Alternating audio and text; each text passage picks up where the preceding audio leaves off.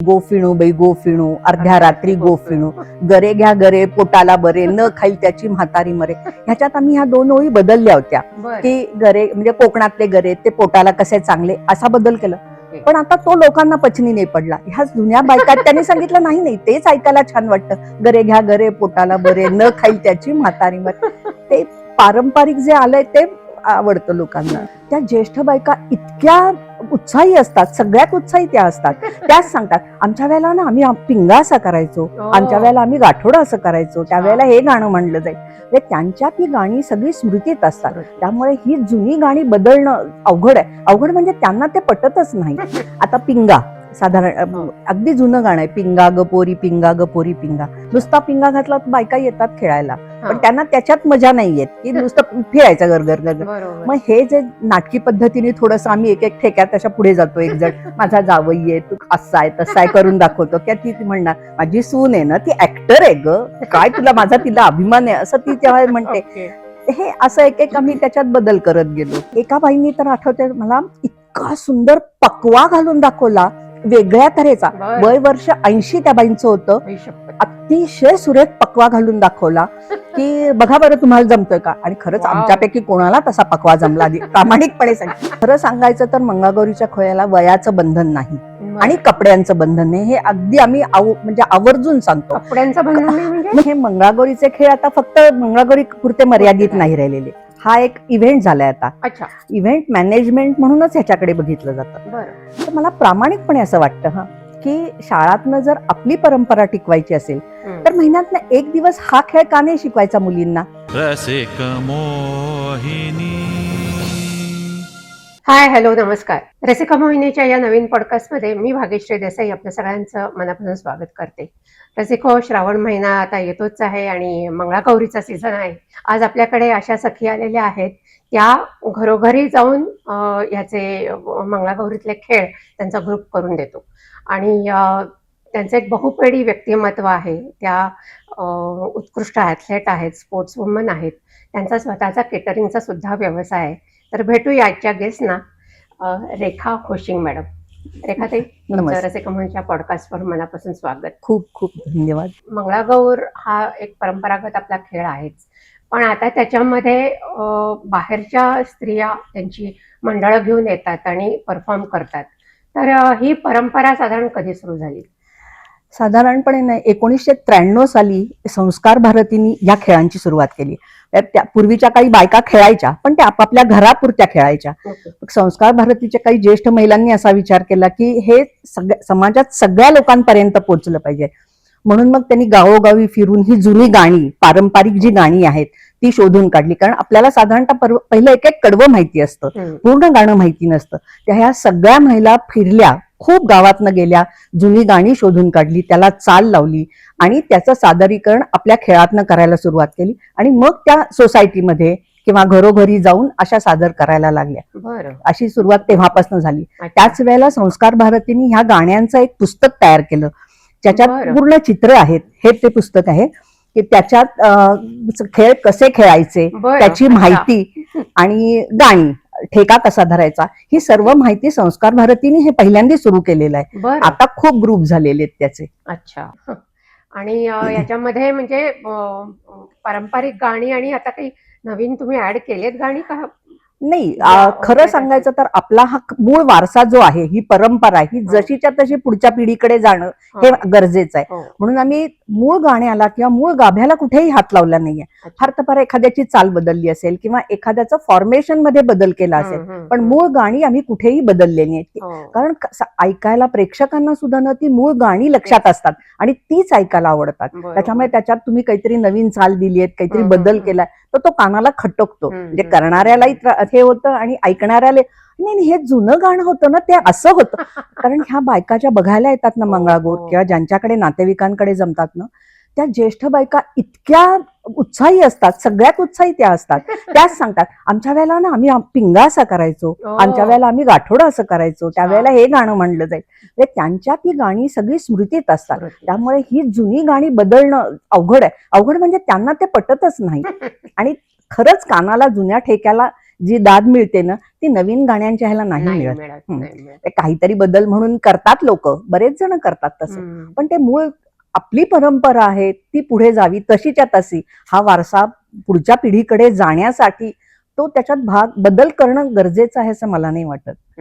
पण आपण बघतो की या सगळ्या पूर्वीच्या गाण्यांमध्ये नॉर्मली सासर माहेरचा उल्लेख हमखास असतो आणि सासर कसं वाढ आहे, माहेर कसं चांगलं आहे, हेच जास्त करून गाण्यांमध्ये येतं. बरोबर.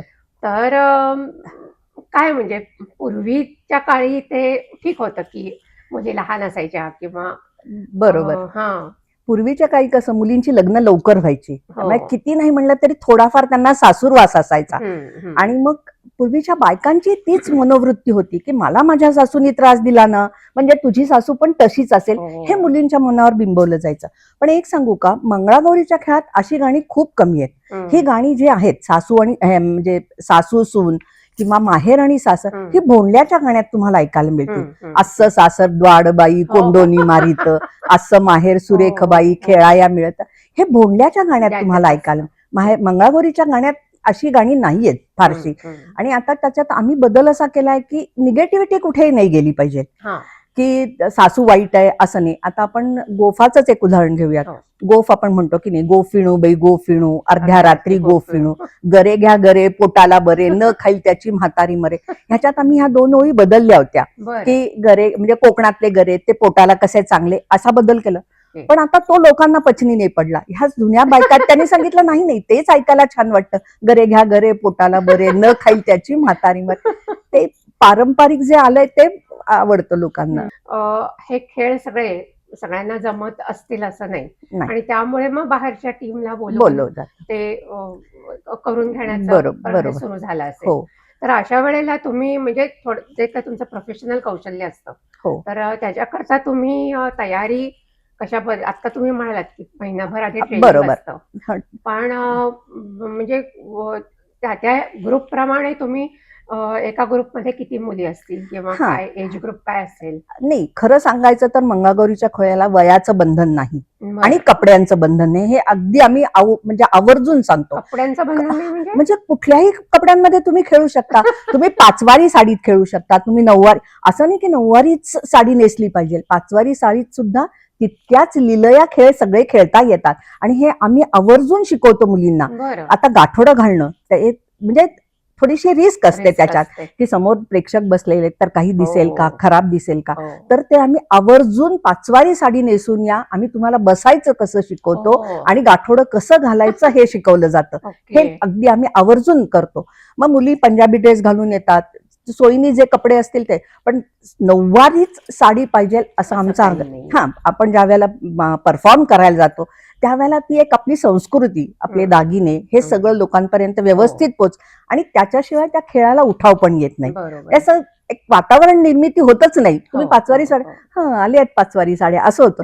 9 वारी साड्या नटून थटून गेलं की ते प्रसन्न वाटतं, छान खेळायला मजा येते. पण मग याचं पूर्वनियोजन खूप असेल. खूप असतं, हो खूप असतं. आणि मग कलर सगळ्यांचे सेम साड्या नाही, शक्यतो काय करतो आम्ही कलरफुल साड्या, ते एका रंगाच्या साड्या असल्या की ते जरा बँडवाल्यासारखं वाटतं. काही कार्यक्रमात असं सांगतात लोक की आम्हाला एकाच कलरच्या पाहिजेत, मग त्यावेळेला नाईलाज असतो. पण शक्यतो आम्ही रंगीबेरंगी साड्या नेसून, की एक इंद्रधनुष्याचे कलर किती असतात असे आमच्या साड्यांचे कलर असतात, कारण गाण्यात आम्ही ते वेगळ्या वेगळ्या तऱ्हेने ते घेतलेलं असतं. आता गोफ असतो, काठीवरचा गोफ जो आम्ही करतो, त्याच्यात विविध रंगाच्या ओढण्या घेऊन मुली तो गोफ विणत असतात. एकदा तो विणायचा आणि दुसऱ्यांदा तो सोडवायचा. तर त्याच्यात त्या निवेदनात मी सांगते की इंद्रधनुष्याचा गोफ जसा विणला जातो, किंवा कवींची जी कविता आहे की ह्याचा सप्तरंगी गोफ जसा विणला जातो, तसा ह्या मुली आता विविध रंगाच्या साड्या नेसून गोफ विणणार आहे आणि तो सोडवणार आहे. तेही एक कौशल्य असतं. एक तऱ्हेने असं असतं की तुमच्या संसारात किती अडचणी आल्या तरी त्यातनं तुम्ही कशा बाहेर पडता, हे एक तऱ्हेचं प्रतीक म्हणून आपण त्याच्यातनं ते सांगत असतो किंवा मुलींपर्यंत ते पोचवत असतो. तर साधारणपणे ही पूजा नवीन लग्न झालेली स्त्री मुलगी जी असते ती 5 वर्ष करायची, म्हणजे पूर्वी पद्धत होती की 5 वर्ष करायची आणि 5व्या वर्षी उद्यापन करायचं. पण आता ह्या नोकरीच्या ह्याच्यामुळे ह्या मुलींना 5 वर्ष तर करणं शक्यच नसतं. पहिल्याच वर्षी पहिल्याच मंगळगौरीला उद्यापन करतात ह्या मुली, कारण परत पुढच्या मंगळवारी रजा मिळेल याची गॅरंटी नसते. त्याच्यामुळे पण आम्ही एवढंच बघतो की करतायत ना, आज कसं का असे ना, एका मंगळवारी काय पण त्या पूजा करतायत. मग हौसेनी सगळ्यांना बोलवतात. आता काही वेळेला असं होतं स्टेटसला फोटो टाकायचा आहे, इंस्टाग्रामला फोटो म्हणून ती मंगळागौर केली जाते, ते फोटो टाकले जातात. पण तरी सुद्धा त्याच्यातही आनंद आहे की त्या निमित्ताने काही ना पण पूर्ण पूजा केली जाते. नवीन मुली त्यांच्या मैत्रिणींना बोलवतात, खेळतात. मग त्या निवेदनात ती पूजेची माहिती सांगितली जाते, पूजा काय करायची, कसे करायची. आणि मग एक एक खेळ त्याच्यातनं सुरू होतो. की पूर्वीच्या काळी आठवत असेल तर तुम्ही नवीन मुलीचं लग्न झालं तर तिला माहेरी आणायला जायला मुरळी जायला लागायचा. असं पूर्वीच्या मुलींना उठली आणि माहेरी गेली, चला मी जाऊन येते मम्मी माहेरी, असं नाही व्हायचं. परवानगी घ्यायला लागायची मोठ्यांची.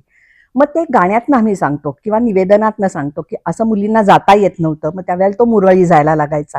आणि मग त्यावेळेचं ते गाणं आहे की कसा जायचा, तर पूर्वी खेडेगावात कसं गाड्या घेऊन जायचे, बैलगाडी असेल असं, तर तो सोमू गोमूचा गाडा घेऊन आला असं. ते सोमू गोमू ही बैलांची प्रतिकात्मक नावं आहेत आणि ती घेऊन कशी गेली आहेत, तर तो खेळ आहे. त्या दोन मुली समोर हात धरून उभ्या राहतात आणि अशा अशा खेळतात. आणि मग ते गाणं आहे, सोमू गोमूचा गाडा, सासूबाई सुनेला धाडा. परत तिथेही त्यांची परवानगी आहे की तुम्ही सुनेला पाठवा बर का. हा तिचा भाऊ तिथे जाऊन सांगतो. तो भाऊ गाडी घेऊन जातो आणि तो तिला घेऊन येतो की माझ्या बहिणीला पाठवा हा तुम्ही मंगळागौरीसाठी. ही पूर्वीची आलेली पद्धत होती. आता खूप बदल झाले. ते झालं की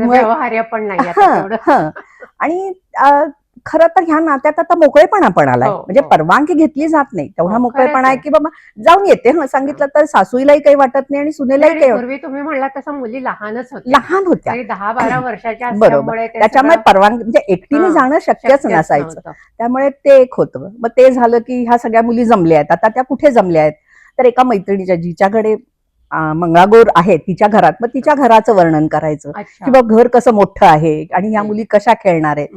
मग ते सईबाई गो तुझा बिल्लोरी वाडा, पूर्वीचं वैभव होतं. ह्या प्रत्येक गाण्यातनं जर तुम्ही बघितलं असेल ना, तर ते वाड्याचं वैभव, घरातल्या लोकांचं वैभव, श्रीमंतीचं वैभव आणि दागिन्यांचं वर्णन, हे त्या आवर्जून प्रत्येक खेळात प्रत्येक ह्याच्यात तुम्हाला ऐकायला मिळेल. नक्की त्याच्यात म्हणजे आपोआप ती हे पुढे जाते की हे श्रीमंत होतं आणि तरी सुद्धा ती मंगळागौरीचे खेळ करते, मैत्रिणींना बोलवते, समवयस्क कथानक घेऊन असं ते. त्या नुसता फिलर 2 खेळाला गरजेचा नसतो, कारण मुली खेळून दमलेल्या असतात, त्याच्यामुळे मध्ये कुठेतरी पाहिजे. पण आपल्या मंगळागौरीची काय प्रथा आहे, पुढे काय करायचं, हे त्यातनं पुढे एक एक एक एक वाक्याने पुढे जातं. जेवढं खेळ महत्वाचे तेवढंच त्याचं निवेदनही महत्वाचं आहे, कारण ते त्याला अप्रोप्रिएट असायला पाहिजे की त्यातनं पुढच्या काय खेळ आहे हे त्या मुलींना सूचना मिळते. पुढच्या वाक्यातनं त्या मुलींना पुढचा काय खेळ आहे हे कळतं. कारण आपण ज्या वेळेला परफॉर्म करतो त्यावेळेला मोठ्यांदी बोलता येत नाही किंवा अशा सूचना करता येत नाही, ए चला ग पुढचा अमका खेळ असं नाही सांगतायत. तर त्या वाक्यातनं त्या मुलींना हे कळलं पाहिजे की पुढचा खेळ काय येते. आता आला ग सोमू गोमूचा गाडा म्हणजे त्या मुलींच्या लक्षात येतं की अरे आपल्याला सोमू गोमू खेळायचंय, असं होतं. तसाही तुमचा सिक्वेन्स आधीपासून पूर्ण सिक्वेन्स असतो. म्हणूनच शेवटचे एक 8 दिवस आमची निवेदनासकट सगळ्याबरोबर प्रॅक्टिस असते. मुलींना निवेदन ऐकणं आणि फॉर्मेशन्स, तुम्ही कशी उभी राहायचंय. 2 मुली खेळत असतील तर कुणी असं अस्ताव्यस्त उभं राहिलं असं नाही, बोलायचं नाही. एक सिस्टीम पाहिजे त्याला की बाबा तुम्ही अर्धगोलाकृती उभ्या राहा. प्रेक्षकांचं लक्ष कारण कॉन्स्टंट तुमच्याकडे असतं, तुम्ही त्यावेळेला एक सेंटर ऑफ अट्रॅक्शन असता. तर ते तुम्ही वागलं कसं पाहिजे, बोललं कसं पाहिजे, हे कळत न कळत त्या ह्याच्यातनं आम्ही सांगत असतो. ते शेवटचे 8 दिवस आम्ही त्याच्यासाठी ठेवतो की निवेदन आणि मुलींनी खेळायचंय कसं. बरं, काही खेळ असं होतात की सगळ्याजणी शिकतात पण त्याच्यात परफेक्शन ज्या मुलींचं असतं त्यांनीच पुढे यायचं. मग ते सांगायला नाही लागलं पाहिजे की हा खेळ तू खेळ, ते ज्याचं त्याला कळलं पाहिजे. किंवा प्रॅक्टिसच्या वेळेला आम्ही सांगतो हे तू खेळतेस पण ह्याच्यात तुझा दम नाही टिकत आहे, शेवटपर्यंत दमलीस तर ते वाईट दिसतं. दमलेला आवाज, खेळतानाचा आवाज, हा फरक लगेच जाणवतो. त्याच्यामुळे मग त्या खेळाला तू मागे राहा. ह्या घ्यायला ह्या दोघींना पुढे येऊयात. हे जे काय आहे ते नियोजन ते तिथे करायला लागतं. एका बाईंनी तर आठवते मला, इतका सुंदर पकवा घालून दाखवला, वेगळ्या तऱ्हेचा. बरं. वय वर्ष 80 त्या बाईंचं होतं. आई शपथ. अतिशय सुरेख पकवा घालून दाखवला की बघा बरं तुम्हाला जमतोय का. आणि खरंच वाव. आमच्यापैकी कोणाला तसा पकवा जमला आधी, प्रामाणिकपणे सांग. आम्ही पकवा घालतो, खेळताना हे करतो, पण त्या बाईंनी जो दाखवला ना तो इतका पूर्वीच्या सुंदर. काळचं ते असेल. पूर्वीच्या काळी ह्या बायका खेळलेल्या होत्या ना, त्यावेळेला काय असं प्रेझेंटेशन नव्हतं. कोणाईकडे मंगळवार असलं की झाडून सगळी गावातली लोक हो. जायचीच खेळायला, बरोबर, बोलवा अगर न बरोबर. बोलवा, जायचे सगळे खेळायला. जायचे. पण कला म्हणजे ते काय जे त्यांच्यात नैपुण्य होतं ना ते खूप होतं, खूप होतं. तुम्ही हे जे पारंपरिक खेळ करून दाखवता ते बरोबर आहे, म्हणजे परंपरा वगैरे आपली बरोबर. दाखवणं किंवा समजावून सांगणं हे जेवढं गरजेचं आहे तेवढंच ते जास्त अजून अट्रॅक्टिव्ह, आकर्षक खेळ होतील. याच्याकरता वेगळं काही करता का? वेगळं म्हणजे काही वेळेला असं होतं की ओरिजिनल गाणं जे आहे ते तसंच ठेवायचं. आता पिंगा साधारण हो. अगदी जुनं गाणं आहे, पिंगा ग पोरी पिंगा ग पोरी पिंगा, आणि ते शेवटपर्यंत तसं पिंग्यावरतीच अवलंबून गाणे. हो. मग त्याच्यात आम्ही एक नवीन हे केलेलं आहे की परत लेक माझा आणि सून तुझी, हो. असं म्हणजे दोन्ही विणी विणी आहेत. हम्म. तर ह्याच्या नात्यात कुठेतरी नकारात्मक कुठेही दिसणार नाही तुम्हाला. ही सासू आहे जी मुलाची आई आहे, ती आपल्या सुनेचं कौतुक करते.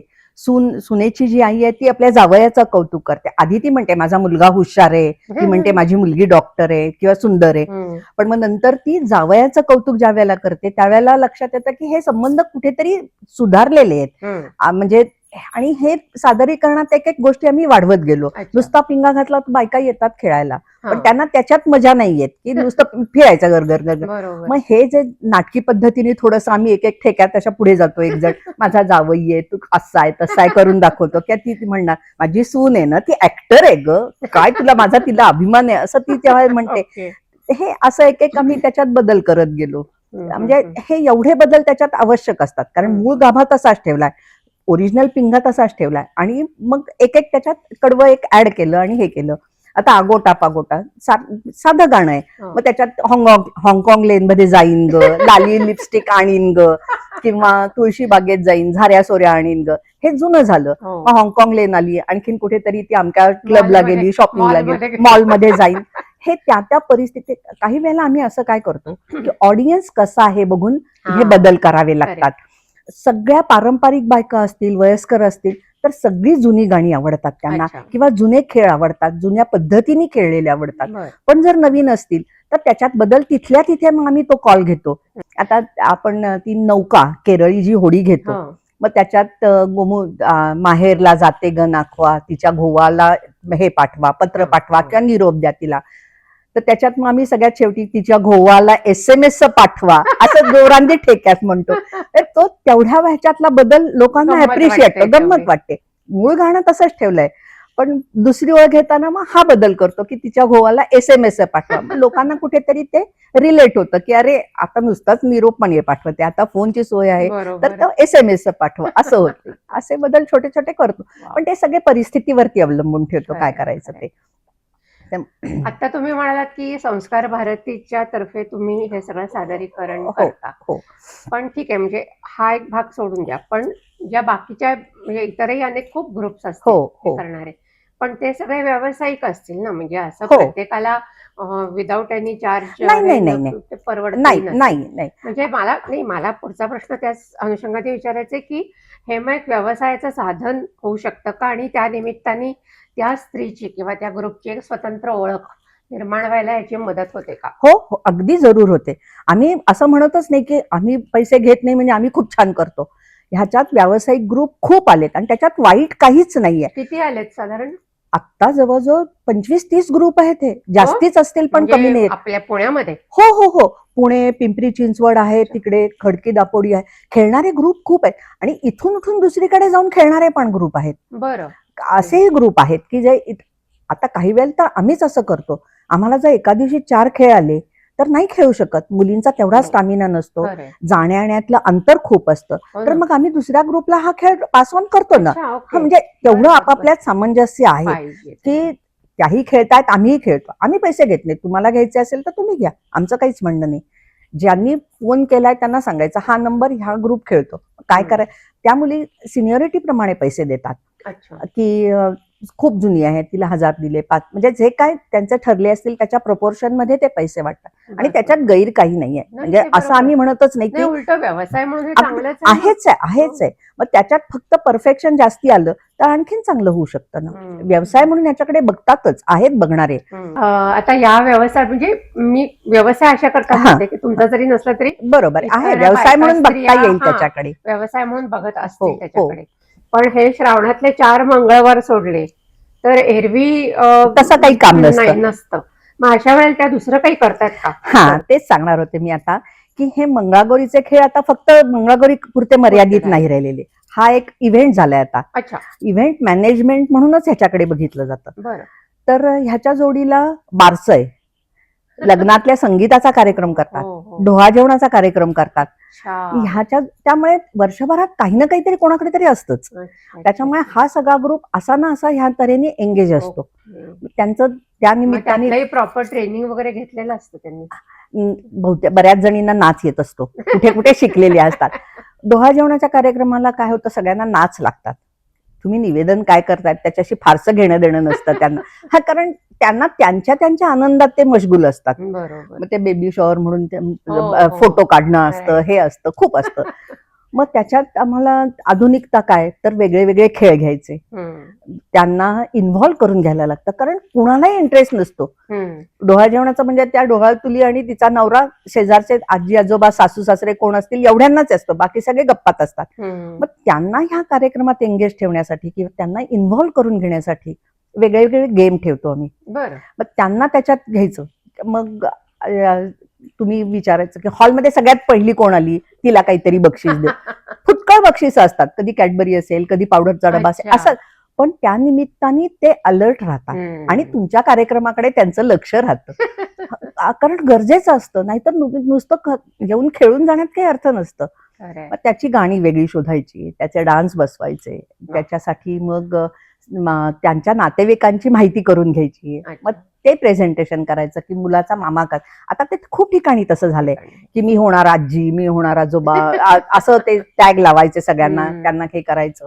खूप वेगळे वेगळे प्रकार आहेत. त्याच्यामुळे कसं होतं, ह्या ना त्या निमित्ताने वर्षभर ह्या सगळ्या मुली बिझी राहू शकतात. म्हणजे व्यवसाय जर मॅनेजमेंट, इव्हेंट मॅनेजमेंट म्हणून बघितलं ना, तर वर्षभर पुरणारं काम आहे. इव्हेंट मॅनेजमेंट वाले लोक यांना मग हायर करत असतील. हो, करतात ना, हो करतात ना. किंवा ह्यांच्यातलंच कोणीतरी असं असतं की ती एक ऑर्डर घेते, ही मॅनेजमेंट करते, हिच्याजवळ काहीतरी तिच्या एजन्सीज आहेत, एक रांगोळी काढणारे आहेत, एक डेकोरेशन करणारे आहेत, ती सगळ्यांना एकत्र करून इव्हेंट करू शकते. की डोहा जेवणाचा कार्यक्रम करायचा आहे पण त्याच्या जोडीने बाकीच्या 10 गोष्टी लागणार आहेत, तर त्या ती मॅनेज करते. तिचा तो एक व्यवसाय झाला. असं करणारे आहेत ना खूप जणी, की त्याच्यावरनं इन्कम सुरू होतं ना. ते महत्वाचं. आणि 2 मैत्रिणी अशा आहेत की ज्यांनी IT मधली नोकरी सोडून हे सुरू केलेलं आहे. अरे बापरे. हो, कारण छान पैसे मिळतात. त्याच्यामुळे त्याच्यातनं छान हे मिळू शकतं. उत्पन्नाचं साधन म्हणून बघायला हरकत नाहीये त्याच्याकडे. फक्त जर तुम्ही मंगळागौर म्हणून बघणार असाल तर ते उत्पन्नाचं साधन नाही होता कामा. 4 मंगळवार संपले की पुढे मग त्याच्या व्यतिरिक्त तुम्ही काही करू शकता. खूप छान माहिती दिलीत तुम्ही. शेवटचा प्रश्न मला विचारायचा मला अजून एक सांगावं असं वाटेल. आपल्याकडे शाळातनं बघा जिम्नॅस्टिक्स आहे, एक्स्ट्रा करिक्युलर बरंच शिकवलं जातं, कुठला तरी एक खेळ कंपल्सरी. तर मला प्रामाणिकपणे असं वाटतं की शाळातनं जर आपली परंपरा टिकवायची असेल तर महिन्यातनं एक दिवस हा खेळ का नाही शिकवायचा मुलींना. हा जर खेळ शिकवला तर त्यांच्यात एक लहानपणापासून आवड निर्माण होईल. आणि आता काही वेळेला असं होतं की आजी बरोबर अगदी कंपल्सरी म्हणून काही ना, पण नाती येतात आणि मग त्या खेळतात आणि मग त्यांना ते आवडल्यानंतर असं होतं की बाकी परत काहीच नाही ना कुठे. आता माझी नात माझ्याबरोबर खेळायला येते, पण 4 मंगळवार संपल्यानंतर पुढे काय आहे. तर हे जर शाळेत शिकवलं गेलं, महिन्यातनं एक दिवस आपली संस्कृती म्हणून शिकवा ना. तुम्ही बाकीच्या 10 गोष्टी शिकवताना, बॅले शिकवतात, जिम्नॅस्टिक्स शिकवतात, आणखीन काय काय शिकवतात. मग त्याच्याबरोबर हे जर शिकवलं ना तर खूप फायदा होईल. मग पुढची पिढी नक्की छान तयार होईल. परवाच्या मंगळवारी जेव्हा गेलो होतो तेव्हा त्या कोणीतरी नातेवाईक अमेरिकेहून त्या बाई आल्या होत्या. त्या मुलीची नणंद अमेरिकेहून आली होती आणि तिची 6 का 7च वर्षाची मुलगी होती. पण ती आमच्याबरोबर 1.5 तास एकनेक सगळे खेळ खेळली आणि जाताना तिने हेच सांगितलं की मला हे खूप आवडलं, आपण ह्यांना मंगळागौरीला तिकडे बोलवूयात का, अमेरिकेला बोलवूयात. म्हणजे तिला ते आवडलं, ती खेळली सगळी. हे पण जर तिने बघितलंच नसतं तर कसं तिला कळलं असतं. शक्यच नाही. सगळे खेळ खेळली ती. खरंच. त्यामुळे खूप समाधान वाटलं की आवड होतीये, मुलींच्यात आवड निर्माण होतीये ती. हो हो तर कुठेतरी त्याला पोषक वातावरण आपल्याकडनं आहे आणि आमच्यासारखे लोक आहेच आहेत की जे आनंदाने खुशीने शिकवायला जाऊ. आम्ही खूप शाळातनं जातो, म्हणजे एक आवड म्हणून शिकवायला जातो. पीटीचा तास असेल किंवा दिवाळीचं वर्कशॉप घ्यायला जातो, शिकवतो आम्ही त्यावेळेला. आणि काही रेग्युलर हो हो ज्या शाळा बोलवतात तिथे आम्ही जातो. मराठी मीडियमच्या शाळात आम्हाला बोलवतात काही वेळेला की या न शिकवायला, किंवा मंगळागौरी म्हणजे सुरू व्हायच्या आधी एक वर्कशॉप. काल तर आम्ही एका फिटनेस क्लब मध्ये वर्कशॉप घेतलं. तुम्हाला आश्चर्य वाटेल, त्या संस्थेचं नाव सांगितलं तरी चालू शकेल. हिंगणे स्त्री शिक्षण संस्था आहे, त्यांचा जो फिटनेस क्लब आहे, त्यांनी काल आम्हाला वर्कशॉप घ्यायला बोलवलं होतं. आणि झाडून सगळ्या बायका आल्या होत्या खेळायला. सगळ्या नऊवारी साडी नेसून आल्या आणि इतक्या सुंदर खेळल्या. एक तर सिंधी होती, तिला म्हणजे भाषाच कळत नव्हती, पण तिला खेळ बघितल्यानंतर तिला आवडला. तिने इतकं सुंदर गाठोडं घालून दाखवलं, म्हणजे मला माहितीच नव्हतं. आम्ही हे कधीच बघितलं नव्हते खेळ.